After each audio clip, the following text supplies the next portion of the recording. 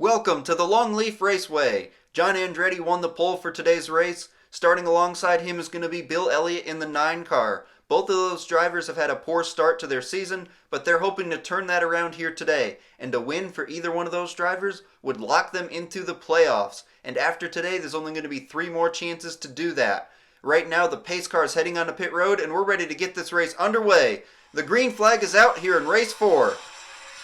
Terry Labonte pushes John Andretti up the hill as they're 3 wide for the lead off turn 2. John Andretti looks low on Terry Labonte off turn 4 as the 5 car leads lap 1. Mark Martin takes 4th place away from Bill Elliott as the 9 car is dropping back as he's stuck on the outside. Meanwhile, up front, Terry Labonte continues to lead as he has a half a car length lead over John Andretti.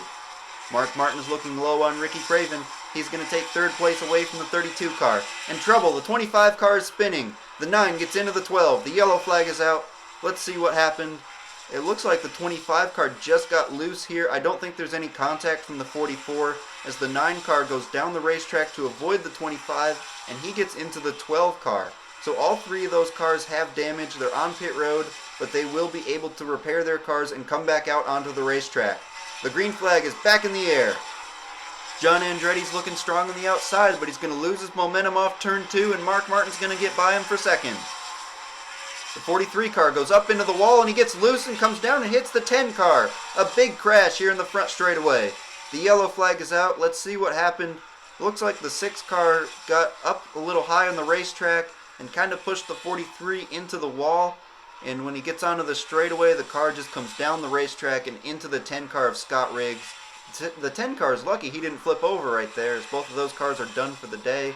Let's take a look at the Longleaf Raceway history as we're under caution. We've never had a repeat winner here at this racetrack, as Mark Martin and Terry Labonte are looking to change that. The green flag is back in the air. We have 2 laps to go. Here comes Buckshot Jones. He's looking to the inside. It's 3 wide off turn 2 for the lead. Terry Labonte has the preferred line as he comes off turn 2. He's going to get the white flag. 1 more lap to go for Terry Labonte to get his 3rd win of the season. Mark Martin is all over him. He's looking to get around him any way he can in turns 3 and 4, but there's nothing he can do. Terry Labonte gets his 3rd win of the season.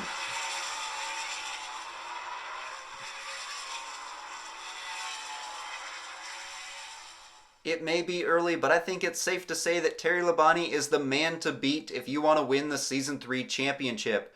With 3 races won already this season, he's going to have a bunch of playoff points when the playoffs begin, and he's pretty much going to be a lock into the championship race. As we take a look at the playoff standings, Terry Labonte and Mark Martin are locked in.